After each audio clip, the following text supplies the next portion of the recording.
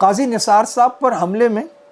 ایک تو وہیں مارا گیا تھا، دوسرا تھا فیصل عباس، اس کا سراغ مل گیا، کراچی سے گلگت فرار ہونے کی کوشش کر رہا تھا، یہاں پکڑا گیا تھور سے، اسے تحویل میں لے کر تفتیش کا آغاز کر دیا گیا۔ وہ مذہبی جماعتیں بھی جن کا کارکن قتل ہوتا ہے، شہید ہوتا ہے، وہ کیوں نہیں اس میں مدعی بنتے، یا ان کے گھر والوں کو مدعی بنا کر ان کے پشتبان بن کر کیوں نہیں کھڑے ہوتے؟ آخر کار ہوتا یہ کہ یہ لوگ جب سال 6 مہینے ہوتا ہے سب پرانا ہو جاتا ہے، اگلے پیسے ویسے دے کے جو ہمارا نظام انصاف ہے چھوڑا وڑا کے لے جاتے ہیں۔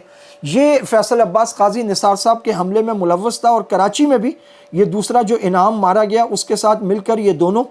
ٹارگٹ کلنگ کرتے رہے، اپنے نام تبدیل کر کے یہاں انہوں نے رکھے ہوئے تھے انعام گلگتی اور فیصل گلگتی۔ انعام حسین تو وہاں مارا گیا، کلادم زینبیون کا وہ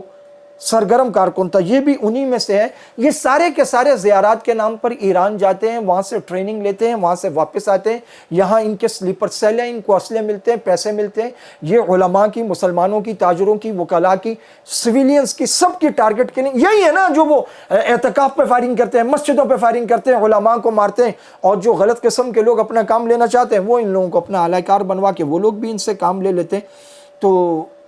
اب یہ پکڑ میں آیا ہے تو اللہ کرے یہ بچ کر نہ جانے پائے۔